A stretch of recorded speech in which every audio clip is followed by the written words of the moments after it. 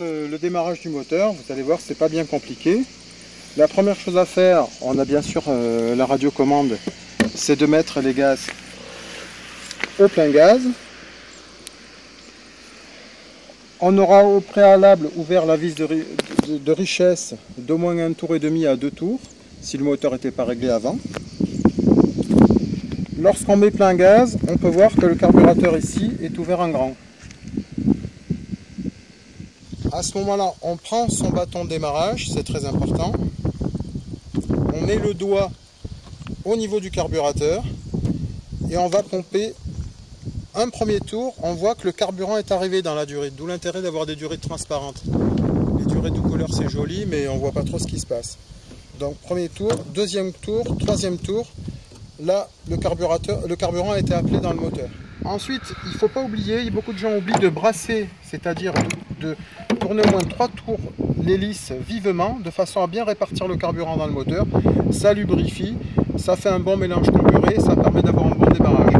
Le fait de pomper et de démarrer dans la foulée ensuite, c'est pas forcément suffisant. De là, on va remettre donc son carburateur au ralenti. D'accord.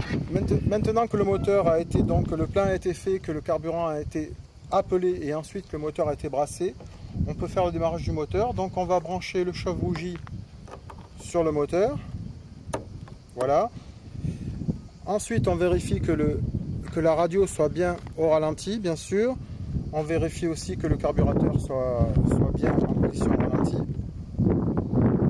Et là on va lancer donc avec le bâton de démarrage. Jamais avec les doigts parce que c'est très coupant, le moteur. Et ça démarre du premier coup.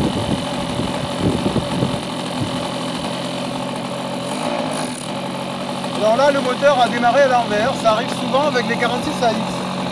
Donc si on le freine comme ça, on le remet à l'endroit.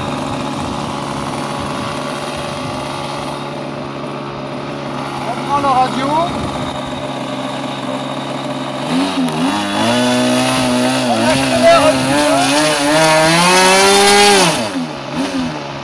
Et ensuite, on enlève le chauffe-bougie en passant par l'arrière.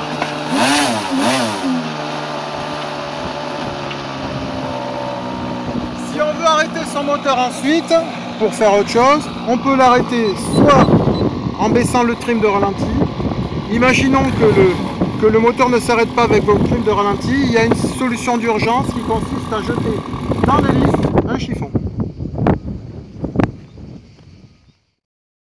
On peut utiliser un démarreur pour démarrer son moteur thermique. C'est la solution qui est la plus sécurisante en fait. Ça évite d'avoir les mains dans l'hélice. À savoir que sur ce Calmato École, il n'y a pas de cône de démarrage. Donc en fait, si jamais on met on implique le démarreur comme ça, on va patiner, on va avoir du mal à se centrer. Donc la solution consiste à enlever le caoutchouc du cône de démarrage et ensuite de le rentrer à l'envers. Et là on va pouvoir se centrer plus facilement.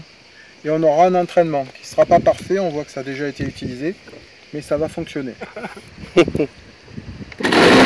Voilà.